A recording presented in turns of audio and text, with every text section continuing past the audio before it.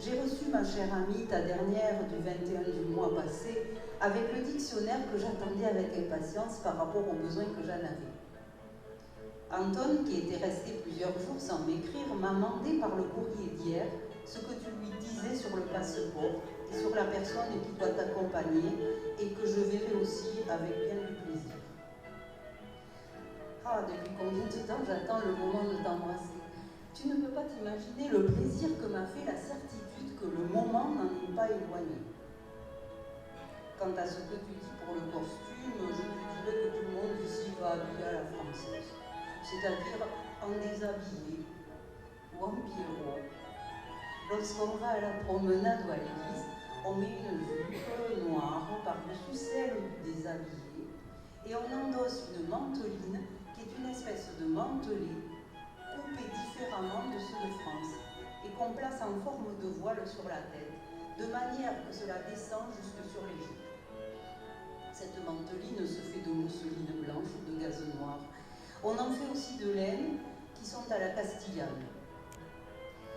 Si tu dois faire cette emplette, il faut la faire couper à la mode de Castille ou d'Andalousie.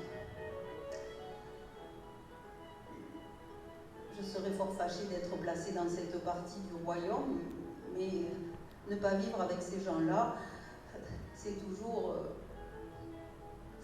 comme ceux qui ont le bon Dieu et la Vierge dans la bouche, qui dans le fait n'en reconnaissent d'autres que leurs intérêts. Je vois ici fort bonne compagnie et je suis charmée de l'ordre du roi qui m'a forcé de quitter Gérone par rapport à la société. Je vais te détailler ma vie. Je me lève à 7 h du matin.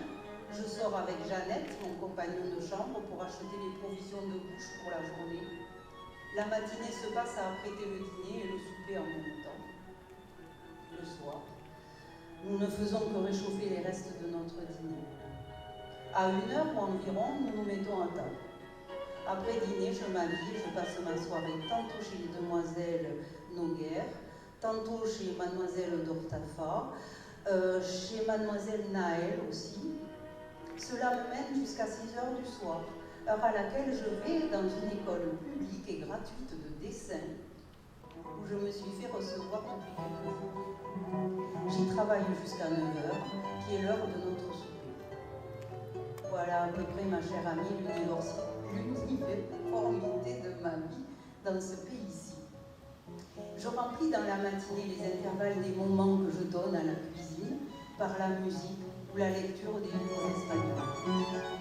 J'ai fait hier la connaissance d'une très jolie demoiselle castillane, et non pas catalane, qui a son père colonel d'un régiment et 3 frères au service du roi.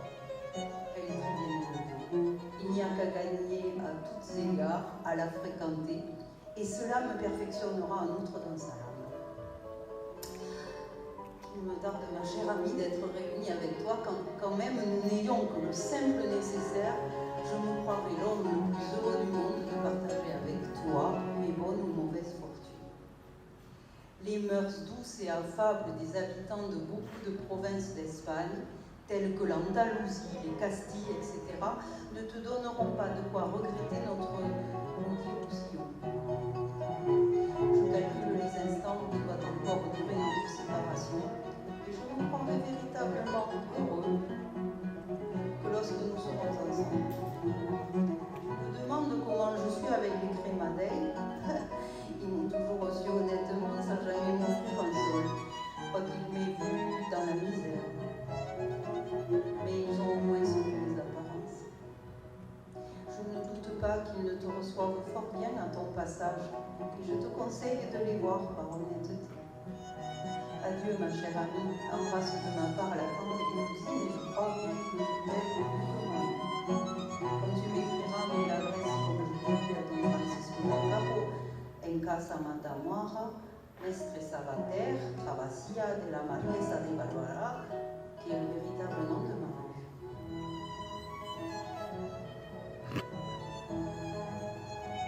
Avec quelle lueur nouvelle faudra-t-il dormir ce soir pour tromper l'ennui? Nous prenons des risques de colombes et d'écorce pour jouer avec la chance. Tant de voix à ma pomme depuis le début des hostilités. Que le squelette des arbres en reste figé. L'éclair est dans le nombre des jours où je pourrais te retrouver. Cadiz, 9 mai 1797, Côte de l'Argent. Achat d'une pita, 8 roues. Grand ressort de la montre à réparer, 4 douces. Une malle à Ménard, 2. Ressemelage des bottes, 3 grosses.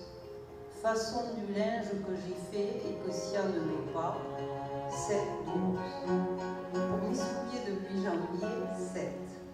Blanchissage, 4. Chirurgienne, 10. Culotte, une paire, 6. Reste à me donner par Ménard, 9 douces. Total, 60.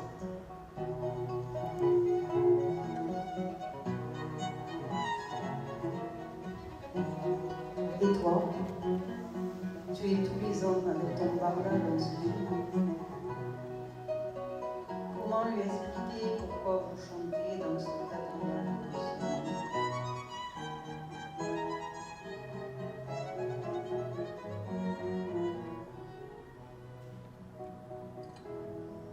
Puerto de Santa Maria, 29 septembre 1797.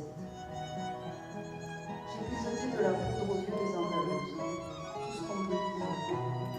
Beaucoup de vivacité, un peu de folie et de talent pour apprécier dans ce pays-ci de sa complexité de la guitare. Avec tout cela, on peut être aussi laid qu'un singe, on est sûr de faire des conquêtes. En outre, depuis quelque temps, je me suis avisée de me faire poète. Il est assez original que, n'ayant jamais pu tirer de ma tête 4 mauvais vers français, j'en fasse l'espagnol assez passablement. C'est une des plus sûrs moyens de plaire dans ce pays-ci. La plus mauvaise production fait tourner la tête à une femme.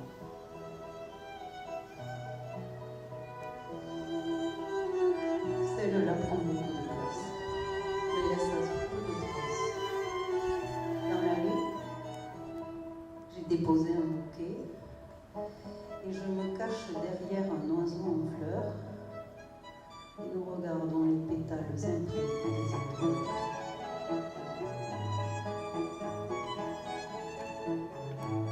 Puerto de Santa Maria, 8 octobre 1797.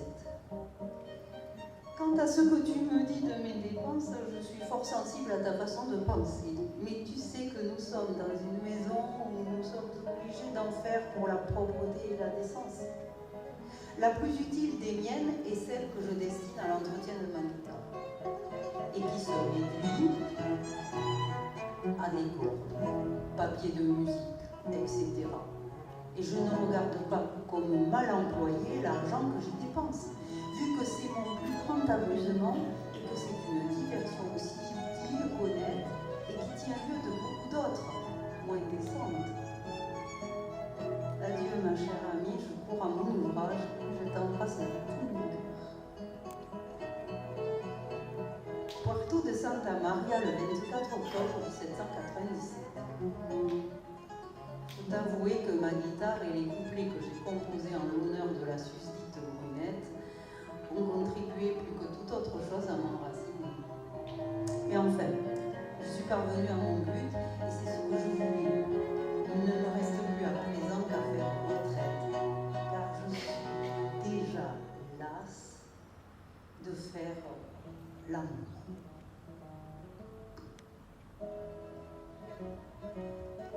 Ils échangent avec des semelles roses. Ils échangent des graines contre de la peau. Ils échangent des trésors contre de la terre. Ils échangent des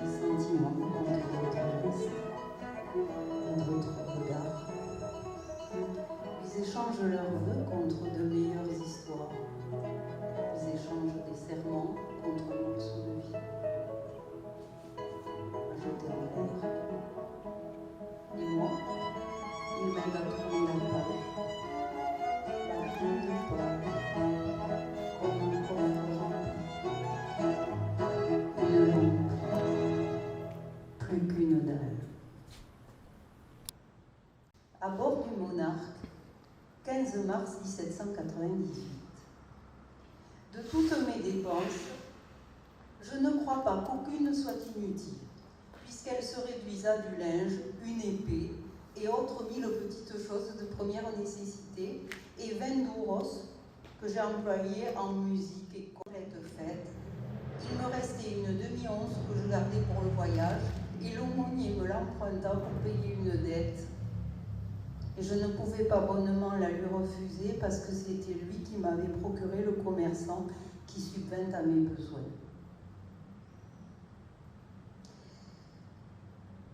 Toujours éternellement à bord du vaisseau du Monarque, ce 20 mars 1798. La traversée a duré 35 jours. J'ai été dans le courant du carnaval à une demi-douzaine de balles. Dans le premier, le hasard me procura le plaisir de faire connaissance avec une jeune demoiselle que j'avais déjà eu l'occasion de voir quelquefois dans la maison où se tenait le concert duquel je t'ai parlé. Elle est née au Port Sainte-Marie, mais d'un père irlandais et d'une mère anglaise, qui réunissait tous les talents nécessaires pour donner une éducation brillante à 3 demoiselles qui furent les uniques fruits de leur mariage. Cordoba, le 30 mai 1798. Les gens du métier disent que nous l'échappâmes belle, mais moi, qui ne connais pas le danger, j'étais si loin de croire que nous étions si près d'aller voir les autres de Neptune que j'étais à pincer de la guitare, fort tranquillement, lorsque tous les matelots étaient à invoquer tous les saints du paradis et à faire des vœux qu'ils n'auront certainement pas tenus, parce que, comme dit l'italien, passado il pericolo, gavato il santo. Au reste, cela ne nous est arrivé que pour être passé, pour éviter, messieurs les Anglais, par un chemin entièrement différent de celui qu'on prend ordinairement, pour venir en Amérique, et où on ne rencontre point d'écueil. Enfin, le fait est que nous en avons été quittes pour la peur, et que nous sommes arrivés sains et saufs à Veracruz le 19 du courant, après plus de 39 jours non complets de navigation. Moulins, le 8 juillet 1816. Ne crains pas que je sois jamais atteint de la passion du jeu. J'en ai une autre bien plus agréable qui me garantit de celle-là. Je veux dire la musique. La musique qui m'a fait passer dans ma vie des moments bien doux, qui m'a distrait de tous mes chagrins. Elle me fait négliger un peu la société. Avec des livres et de la musique, qu'a-t-on besoin d'aller s'ennuyer dans le grand monde?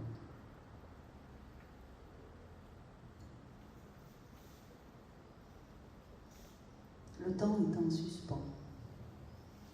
Le temps meurt à chaque feuille qui tombe, doucement, sur le cadavre du vieux passé. Si gît la main qui tortura au centre de toi-même.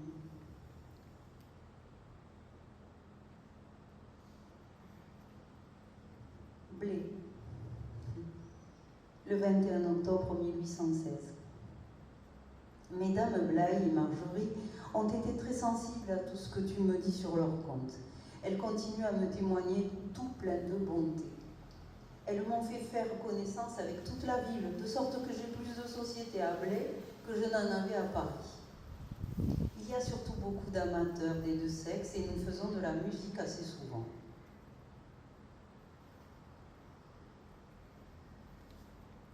Lyon, 16 septembre 1819. Dis à Thérésette que je me charge de lui envoyer une bonne guitare. Lorsque tu m'auras rendu compte des progrès qu'elle aura fait dans la musique vocale et sur cet instrument.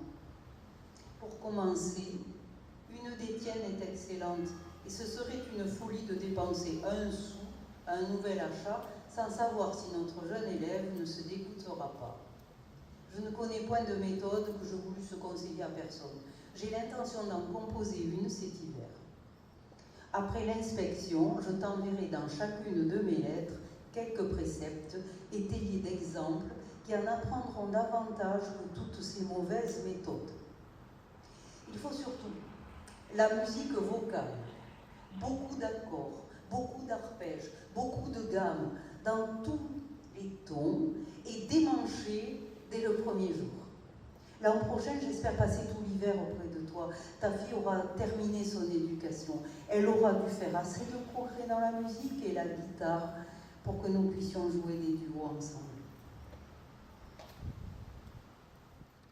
Offé, dont la veuve vit toujours. Elle s'appelle Margarita Offé et elle a continué pendant quelques années encore les éditions Orphée de partitions musicales. Et à Perpignan, donc, les anciennes de l'amicale du lycée Arago ont fait ce petit livret là pour justement attirer l'attention et sensibiliser les élèves du lycée Arago à François de Fossat. Il y a également des livres qui ont été publiés par les archives départementales des Pyrénées-Orientales concernant la correspondance adressée donc à la sœur Thérèse. Et je vous dis, il y a plusieurs centaines de lettres et évidemment je ne vous en ai lu que quelques-unes qui avaient trait à la musique, puisqu'aujourd'hui c'était la fête de la musique. Nicole Hirle a écrit 2 romans sur la vie de François de Fossat. Madame Calissabo, Isabelle et Guillaume ont écrit une BD sur François de Fossat pour rendre sa vie accessible aux enfants.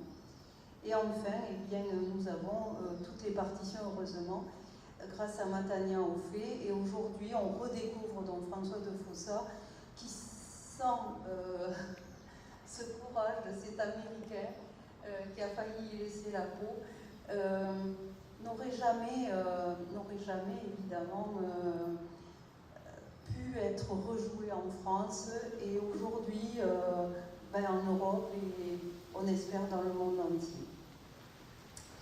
À Marseille, il y a un des derniers descendants de François de Fossat qui s'appelle Maître d'Ornano, qui est donc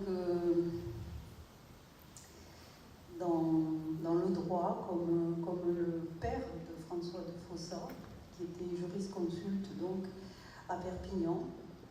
Ce qui est intéressant, c'est que